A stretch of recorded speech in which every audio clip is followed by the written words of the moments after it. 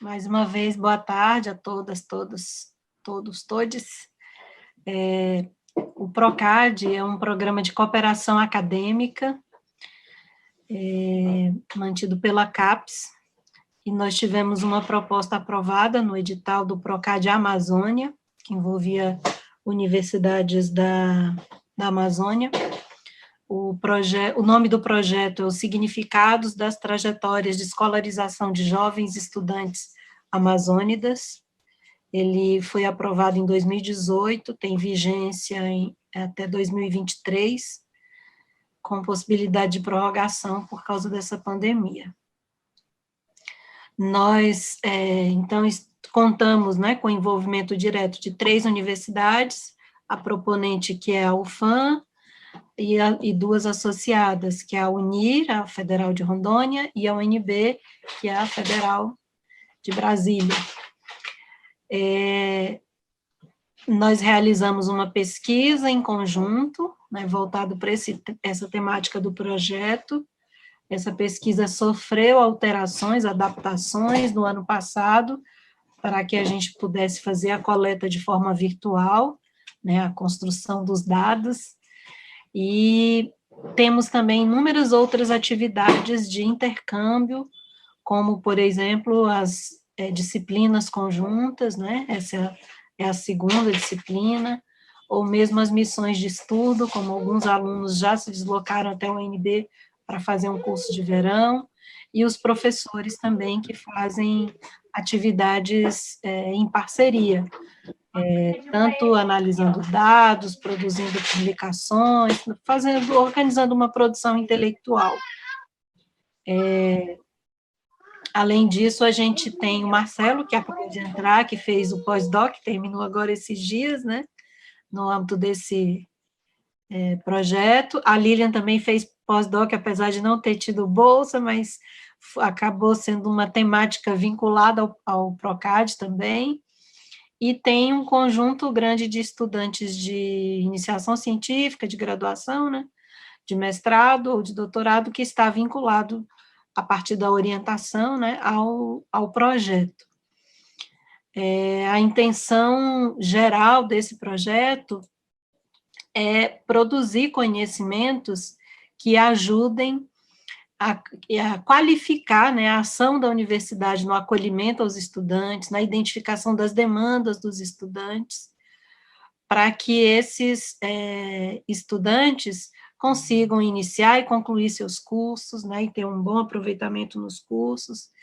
E também é uma estratégia de fortalecimento de rede de pesquisa, de rede de colaboração científica entre esses 3 programas, mas que também envolve outros pesquisadores de outras universidades, nacionais ou estrangeiras. A intenção é que essas ações ajudem a qualificar os nossos programas de Rondônia e do Amazonas, né? Os 2 são programas que têm somente mestrado, têm a mesma nota, e a gente precisa se fortalecer para ampliar e, inclusive, ter condições de implantar doutorado. A gente também tem conversado sobre a produção de uma revista interinstitucional e várias outras ações aí que ainda serão desenvolvidas, né, ao longo desses próximos 4 anos de realização do projeto, né, do projeto do PROCAD. É isso. Se alguém tiver mais alguma pergunta, aí fico à disposição, ou se outros colegas que quiserem completar. Eu falei bem rapidinho, né, fui bem sintética, mas fico à disposição para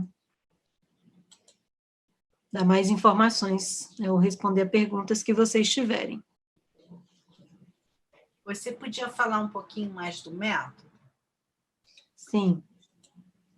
E um pouco o que a gente vai fazer na disciplina, que é sobretudo analisar, né?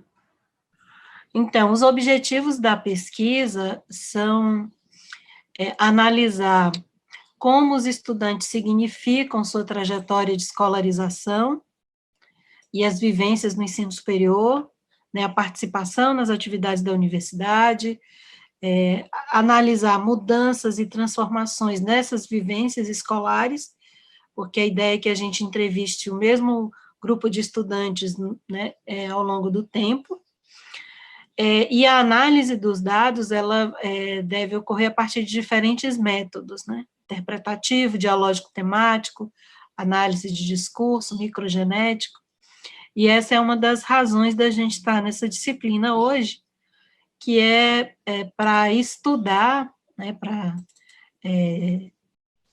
treinar, discutir, né, em conjunto, essa proposta metodológica. Nós temos a produção de dados, né, a partir de entrevistas narrativas e de grupo focal. As entrevistas narrativas são de mais de um tipo, né, são as entrevistas abertas, entrevistas móveis, e os dados gerados, né, a partir dessas entrevistas, eles precisam ser submetidos à análise. Então, esse momento aqui da disciplina, né, tem a intenção de contribuir para a realização dessa análise de dados, né, as entrevistas narrativas, narrativa aberta, semi-estruturada, mediada por objeto e imagem, ou entrevista móveis. A gente já fez algumas dessas entrevistas em Benjamin Constant, e em Manaus, e em alguns outros municípios do interior, né, Santa Isabel do Rio Negro, tem outro município que agora eu não estou me lembrando o nome. A equipe da Uni também já fez algumas entrevistas, né, e a ideia é que a gente faça, né, a discussão aqui dos métodos de análise, que são diferenciados, né, desse material. São entrevistas que permitem uma análise em profundidade, né, e por isso é importante a gente aprimorar o uso dessas ferramentas de análise para consolidar o nosso trabalho, né, ampliar aí o alcance que essa pesquisa pode ter, tanto em termos práticos de retorno para a universidade, quanto contribuindo para a formação que a universidade oferece, né, e também para pensar nas possibilidades de contribuição da psicologia para essa questão da permanência do estudante no ensino superior. Ok? Eu não sei se a gente apresenta em detalhes aqui o tipo de entrevista, acho que a maioria já tem conhecimento disso, eu não sei se há necessidade de... Seria bom, sabe por quê, Iolete? Na turma da UFP, muitos estudantes acabaram de entrar no mestrado. Estão inaugurando o semestre. Tá bom, então. Você quer compartilhar ou quer ficar assim mesmo, só falar? Quer partilhar a tela, compartilhar? Eu posso compartilhar. Deixa eu abrir aqui o arquivo.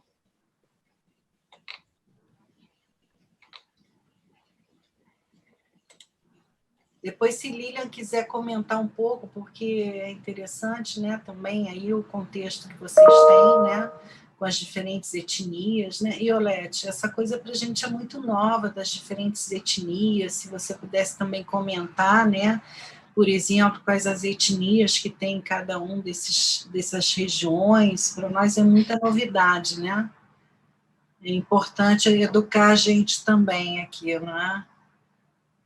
Sobre o ser brasileiro, né? Então, aqui a gente tem os procedimentos de construção de dados, né? Entrevista aberta, que ela é produzida a partir dessa pergunta inicial, conte-me sua história de vida. É uma entrevista, né, de, assim, longa duração, ela é um pouco mais extensa, e a ideia é fazer primeiro essa entrevista e em seguida, né, fazer as outras entrevistas, que são essas entrevistas aqui mediadas por imagens ou objetos trazidos pelos participantes. Então, nessa primeira, a gente coleta informações sobre a história da pessoa, a relação dela com o ensino superior, com o processo de escolarização, e a gente aprofunda isso nas entrevistas seguintes, né? Essa entrevista semi-estruturada, ela aqui, ó, foca em eventos, personagens ou trechos de entrevista no tempo presente, passado e futuro, que podem ser mediadores da continuidade de produção de significados e da interpretação dos sentidos dos participantes. Então, essa primeira entrevista, narrativa aberta, ela ajuda, né, a produzir material para as entrevistas seguintes, e aí a gente aprofunda algumas questões, né, em função dos dados levantados na entrevista anterior.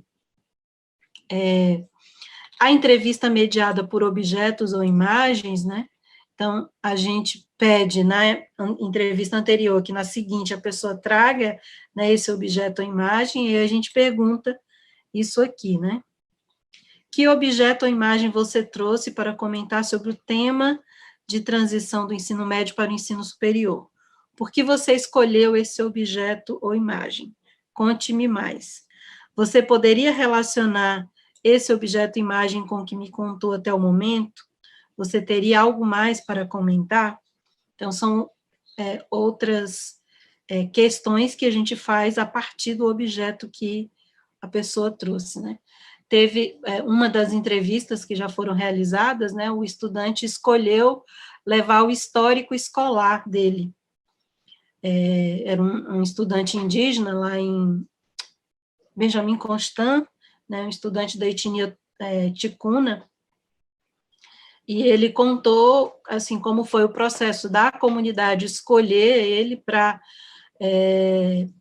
né, cursar a universidade, porque não era algo acessível para todos os jovens daquela comunidade, tem um custo, tem um investimento ali que a comunidade faz, né, e aí, então, escolheu aquele jovem, né, ele foi para a universidade, ele conseguiu participar de um projeto de iniciação científica, fez uma viagem, conseguiu apresentar trabalho, isso tudo para ele era motivo de muito orgulho, né, assim, de eu estou conseguindo, eu estou aprendendo, né, eu estou respondendo à expectativa que a comunidade depositou em mim, e então, para ele, aquele histórico escolar da universidade, né, mostrando quantas disciplinas ele já tinha feito, foi o objeto que ele escolheu para contar várias outras coisas que tinham relação com a vida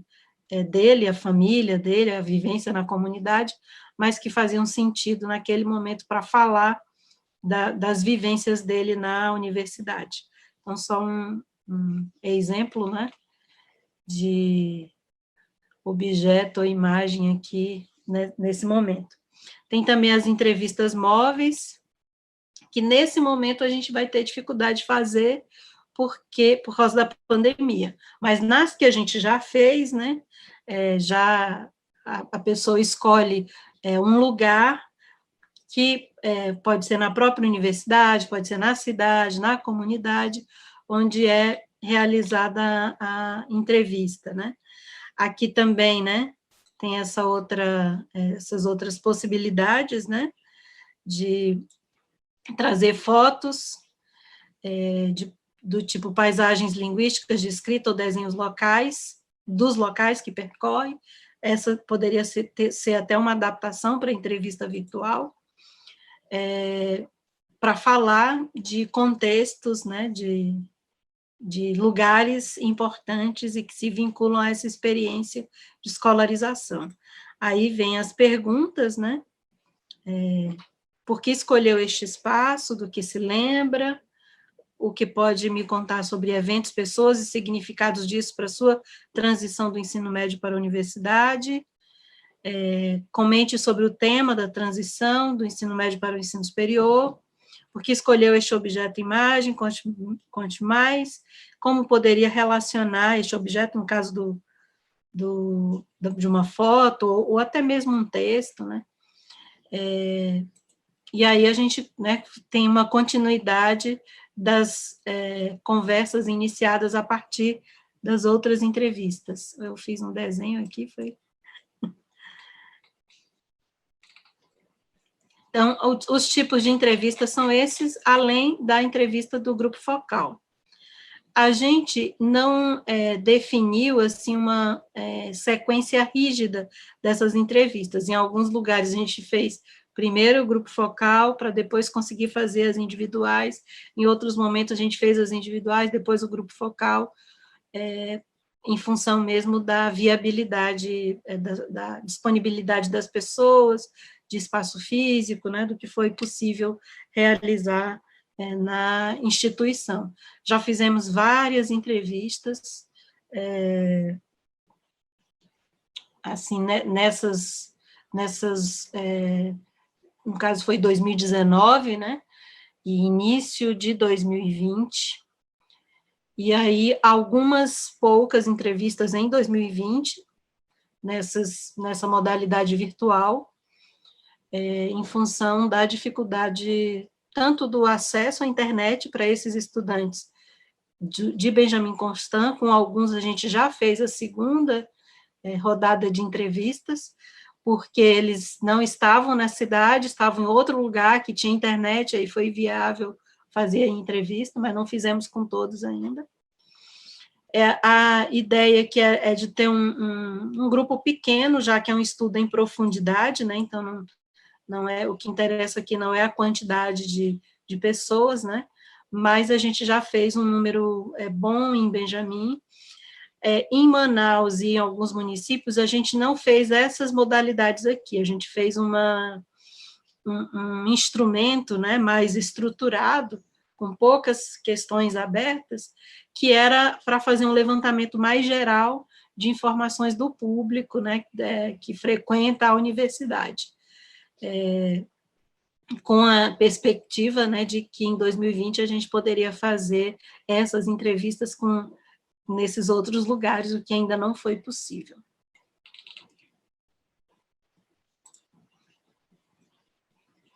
Bom, é isso, são esses os procedimentos. Eu esqueci de falar do que a gente fez de adaptação depois da pandemia, né? Que aí nós pensamos nós incluímos, né, outros procedimentos, como o uso de diálogos a partir do WhatsApp, né, ou utilizando as tecnologias de informação e comunicação, como o Meet, para poder fazer as entrevistas. Inclusive, com os de Benjamin Constant, o que a gente conseguiu foi a partir do Meet. E com estudantes da pós-graduação, nós fizemos aquela coleta com os semanários, né, com alguns estudantes aqui de Manaus, eles respondendo perguntas que diziam respeito ao impacto da pandemia no processo de formação, ou mesmo da atuação deles, porque ao mesmo tempo que eles são estudantes da pós-graduação, eles também são professores da educação básica, então eles acabaram falando das duas questões. A gente até publicou um artigo agora, saiu esse mês de janeiro, sobre esse trabalho, né? Analisando um programa aqui de Manaus que chama Aulas em Casa, que é um programa executado agora durante a pandemia. Acho que é isso, Silviane, se mais colegas quiserem complementar, Lília, Marcelo.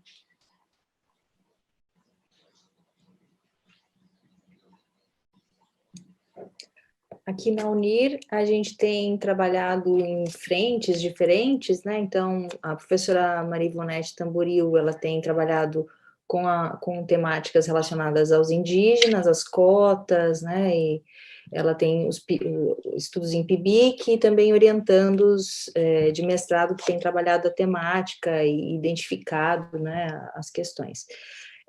Temos uma frente também entre os ribeirinhos, né? Uma orientanda minha tem pesquisado, ela entrevistou 2 ribeirinhas, foi bem difícil a população, porque com a pandemia a dificuldade de acesso é gigantesca, né, assim, eles não têm acesso à internet, a internet é paga, tem umas antenas que ficam lá nas comunidades, mas é pago por hora, né? Então é bem restrito. Então ela conseguiu, antes da pandemia, ela já tinha concluído a, a coleta, então ela fez entrevistas, e dessas entrevistas também dessas entrevistas narrativas também houve depois a produção de artes pelas próprias ribeirinhas. Elas uma produziu uma arte visual, um desenho, enfim, e a outra produziu uma poesia. Então, as duas também falaram dessa relação, desses deslocamentos que elas sofrem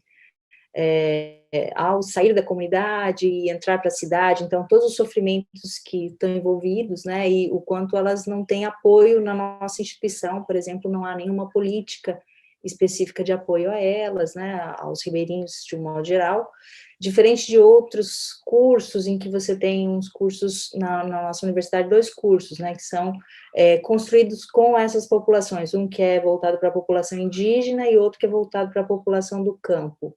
Então, esses 2 cursos também têm sido objeto de estudo do nosso grupo. A professora Juliana tem estudado o curso de educação no campo, que eles são cursos, assim, sazonais, eles se organizam a partir das lógicas das comunidades, né, enfim, foram construídos também com movimentos sociais. Então, eles têm uma outra lógica de funcionamento e até de ajuda, de assistência para a permanência dos estudantes, né? Algumas são lógicas até colocadas que são estabelecidas entre os próprios estudantes, né? Mas elas acabam funcionando, né? Para que os alunos tenham uma moradia coletiva, para que eles consigam se organizar nesses deslocamentos, enfim.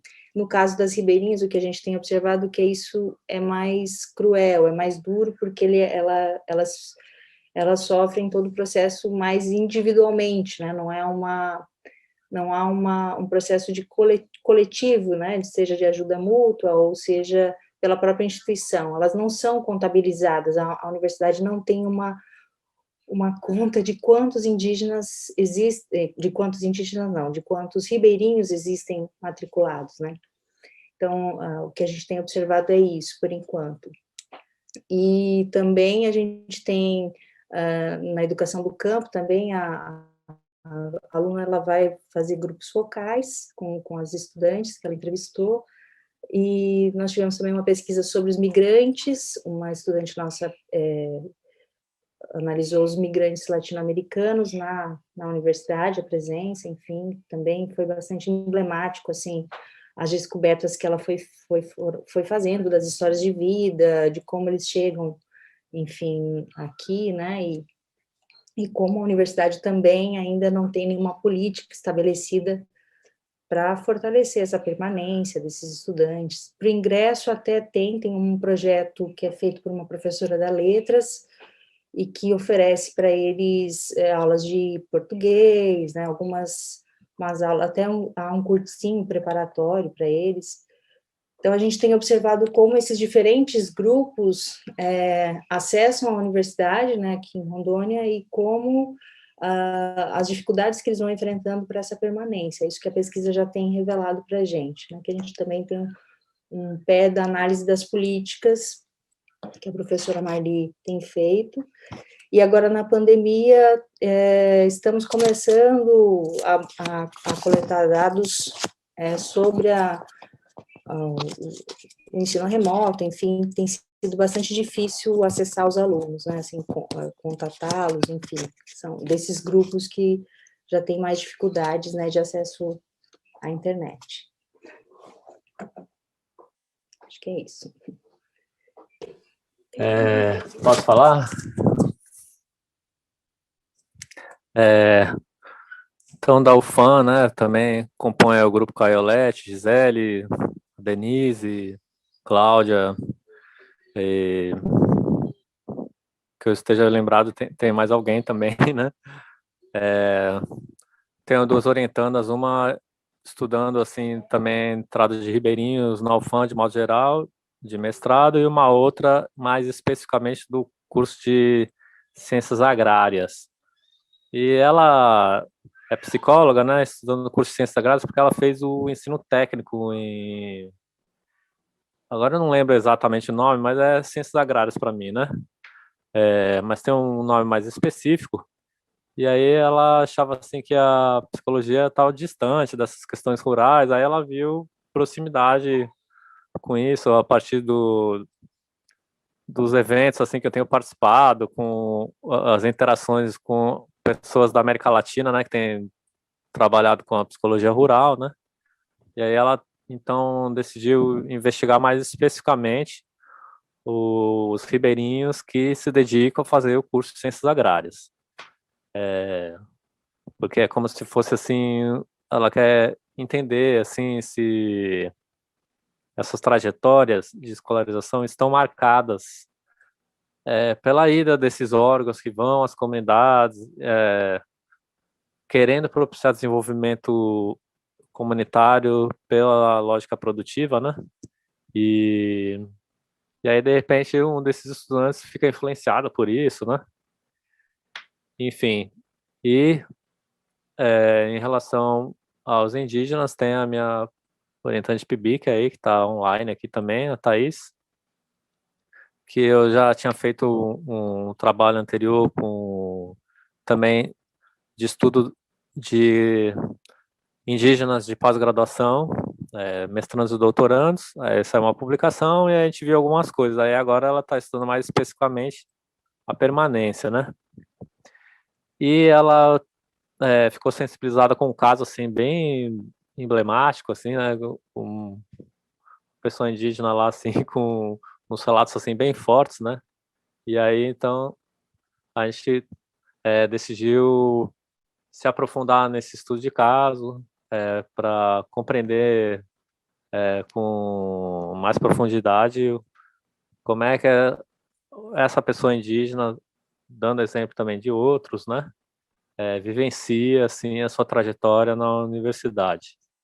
Eu sei que daqui a uns hoje, aliás, é a defesa do primeiro doutor em antropologia social indígena, ele é nosso conhecido.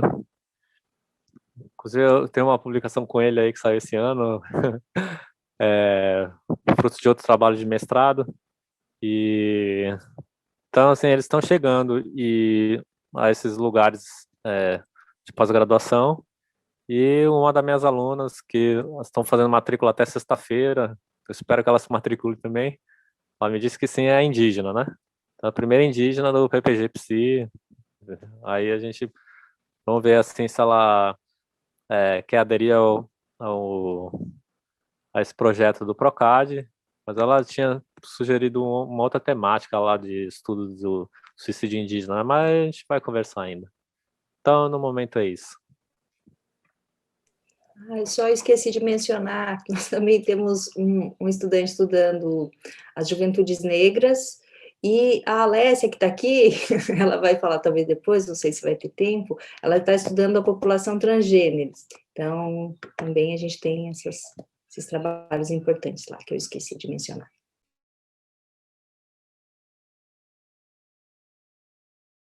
Muito interessante tudo isso, né?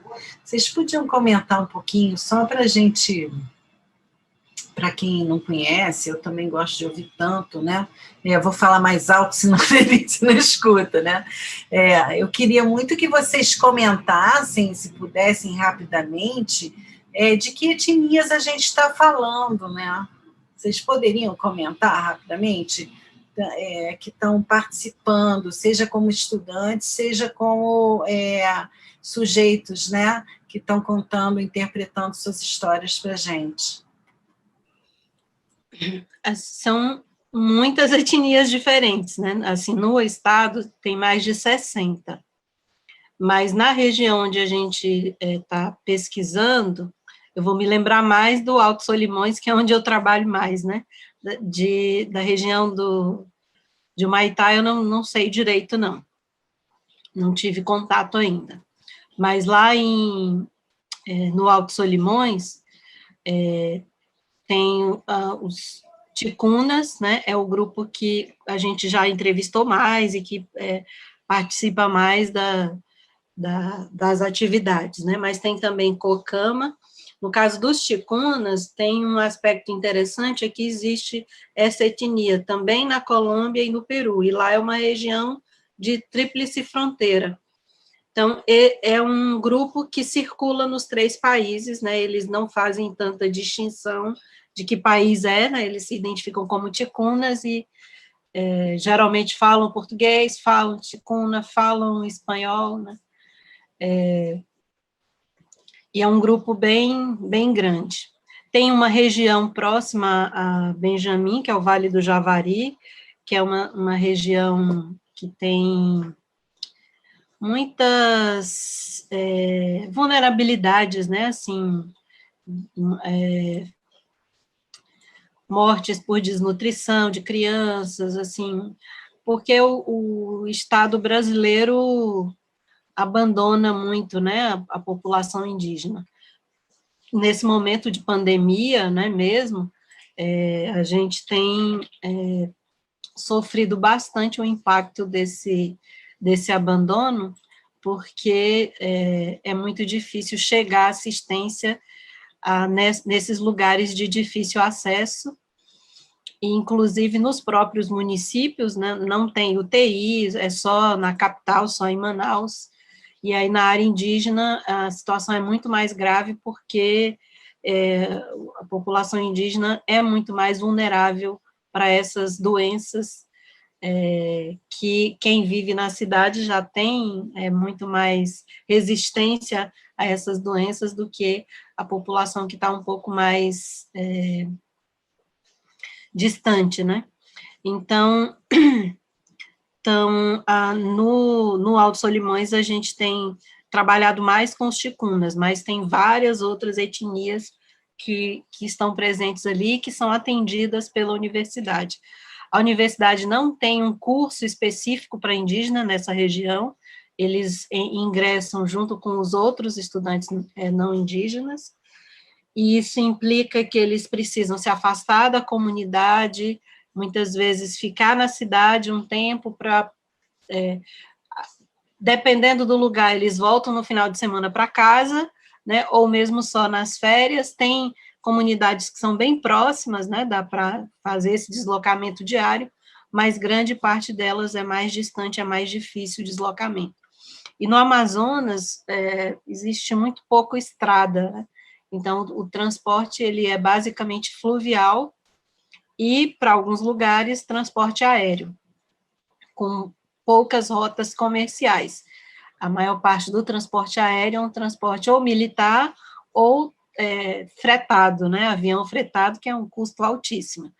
Então, os tempos de deslocamento são muito grandes, são dias, né? Tem 15 dias, 20 dias, né, para se deslocar de um lugar a outro, e isso impacta também o modo como a população se relaciona com o espaço, com a questão do tempo, né? Não dá para imaginar um paulista, né, Marcelo, apressado, vivendo num contexto desse, com essa coisa de, assim, a gente tem que se submeter à natureza, né?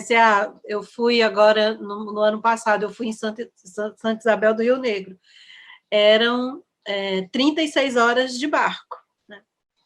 Então, você vai ali, deitado na sua rede, quer dizer, não era nem deitado na rede, porque era o barco a jato, que é o mais rápido. Era o rápido esse aí, 36, era rápido, né? Não é 7 dias, eu era acho. Rápido. O da rede seria 5 dias, né? 5 dias de viagem, né? Contemplando a natureza, esperando chegar, né? Não tem o que fazer. Não tem como se deslocar de outra forma, né? Então, ao mesmo tempo que tem uma natureza exuberante, é muito lindo o lugar, mas tem também essa dificuldade da assistência à saúde e do acesso à educação. Na região do Alto Rio Negro, a gente trabalhou com um número de etnias maior, né? No grupo que a UFAM atende lá em Santa Isabel do Rio Negro, tem Tucano, Tuiuca. Eu ia falar Yanomami, né? Tem um grupo grande de Yanomamis. Tem né? Yanomamis. Tem esses aí que o Marcelo falou, tem Baré. Munduruku, eu acho também, né? Tariano. Tariano. E tem o Rúpida, são esses que a gente trabalhou mais diretamente. As cidades, elas são, assim, mais de 80% de população indígena, e muita gente na área rural, né? Com lugares, assim, realmente de muito difícil acesso. Cada etnia é uma realidade completamente diferente, né? Assim, a gente precisa conhecer né, assim, despido de qualquer julgamento prévio, né? Porque assim, você tem que buscar compreender a lógica, né, de vida de cada grupo desse, né? Tem uma organização muito própria, mas assim, é um trabalho muito rico, muito interessante, de muito aprendizado, e que a gente observa o quanto a universidade é importante nesses lugares, né, o quanto ela contribui. O Marcelo falou aí do Paulinho, né, que é o primeiro doutor em antropologia social. A gente tem tido isso, assim, há pouco tempo. O ano passado eu participei da banca do primeiro doutor indígena em educação, ele é Guerreiro Mura, e, infelizmente, a gente tem tido muito isso, assim, do primeiro na área tal, porque não é acessível para eles, né? Muitos querem estudar, muitos desejam acessar a formação, mas isso não tem sido viabilizado para as comunidades. Tem um curso, uma licenciatura indígena na Universidade Federal do Amazonas, que ela é ofertada nos municípios, né? Mas é sempre assim, uma batalha imensa, porque antigamente tinha recursos para os professores se deslocarem para a área indígena, darem as aulas, né, no tempo, no calendário especial, mas cada vez mais tem ocorrido a retirada de recursos. Então, tem se empurrado esses indígenas para se deslocarem para a cidade, fazer o curso na cidade, e um curso que é feito para todos e que não pensa as especificidades dessas comunidades. Assim, é isso, cada região tem assim, uma diversidade grande. Talvez a Lilian saiba mais aí das etnias do sul do Amazonas, que é muito mais próximo de Rondônia do que de Manaus. A gente, para chegar lá, precisa ir primeiro para Rondônia. Eu não tenho trabalhado com as etnias do sul do Amazonas. Lá a gente trabalhou só com ribeirinhos, com o pessoal que é remanescente de Seringa, né, de Seringal, no Seringal Paraizinho, foi o grupo que a gente trabalhou lá próximo ao Humaitá, mas lá eu não conheço a população indígena local. Aqui em Rondônia, são mais de 54 sociedades indígenas, organizadas em umas 19 terras, e elas ocupam essas terras 20% do território. A história de Rondônia é um pouco diferente, né, no sentido da Amazônia, porque é uma história em que a exploração e o processo migratório, principalmente, se expande muito intensamente com o governo militar, e com a abertura da estrada que liga, né, ao Mato Grosso. Então, acaba que essa população ela foi muito exterminada aqui, né, a população indígena aqui no estado. Então, e aí as disputas pela terra aqui, né, obviamente na Amazônia inteira isso acontece, né, mas aqui elas são muito intensas, né, elas até hoje exterminam as populações, né, enfim, a grilagem. Então, as pessoas, né, os pobres do sul, sudeste, que vieram em busca das terras, das prometidas terras, né, dos projetos de colonização e assentamento durante o regime militar, a maioria delas não teve as suas terras, né, e algumas pessoas foram, então, criando seus latifúndios aqui, né, então a gente tem uma grande questão que a gente é o estado, o segundo maior exportador de carne bovina, estamos na Amazônia, então é um processo bastante contraditório. No caso das populações indígenas, que a gente observa aqui, também são várias, né, esse curso que tem em Ji-Paraná, ele é um curso de educação intercultural e ele forma professores indígenas. Então, eu também não sou eu que estudo, né, a professora Ivonete, então eu sei muito pouquinho, ela poderia trazer muito mais contribuições. Mas, assim, a gente tem as etnias caritiana, suruí, zoró, gavião, os uruê-auau, cinta larga, os Mura aqui também, mas eles foram dizimados de Porto Velho, eles eram os habitantes da beira do Rio Madeira, mas é uma população que hoje a gente tem pouco, aqui ela não resistiu, né, de forma...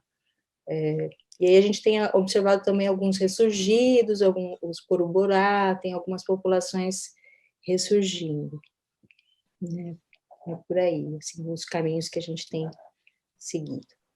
Tem os Paité Suruí aí também, né, em Rondônia, né? Eu tenho trabalhado com eles. Certamente, para nós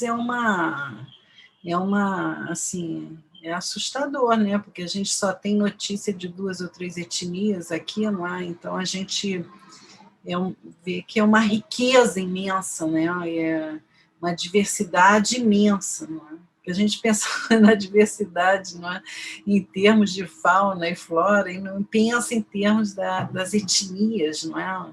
Quer dizer, lê isso, mas até quando vocês falam, isso se concretiza de uma forma completamente diferente, né? Aqui na UNB, a gente fez também uma modificação, né? Quando começou a pandemia, nós montamos um pequeno projeto de semanários. Então, a gente abriu para professores e estudantes da Universidade de Brasília, de graduação e pós, né, que quisessem mandar para a gente semanários pelo WhatsApp. Né? Então, tivemos, durante esse período que a gente chama o período inicial, né, de 3 meses de impacto da pandemia, fizemos ali até 6 meses iniciais os semanários, aí começamos a espaçar, não é? Então, o envio agora, depois passou para 1 mês, agora é de 3 em 3 meses, porque realmente houve muito envio de dados, de todos os tipos de dados, né? Inclusive de imagens, de músicas, enfim, não só de falas de como está, comentários sobre como estava a pandemia individualmente, né? Então, nós estamos nesse projeto, que é apoiado também pelo PROCAD e é apoiado pela UNB também. E o PROCAD, quer dizer, nós submetemos com Conselho de Ética um plano de trabalho com, né, essa nova proposta da UFAM e da UNIR, e, enfim, e estamos juntos nessa, né? Então, a gente está coletando esses dados, vamos começar a analisar também. E é um pouco a proposta do curso, né? A gente conversando, e cada grupo ia analisando os seus dados, não é? E também quem não tiver dado pode participar disso, ou trabalhar em capítulos, enfim, trabalhar nos seus textos, não é? Para poder avançar aí a partir do que está sendo estudado nessa disciplina. Uma coisa muito prática, muito focada no trabalho de pesquisa de cada um e de escrita de cada um. Essa é a proposta.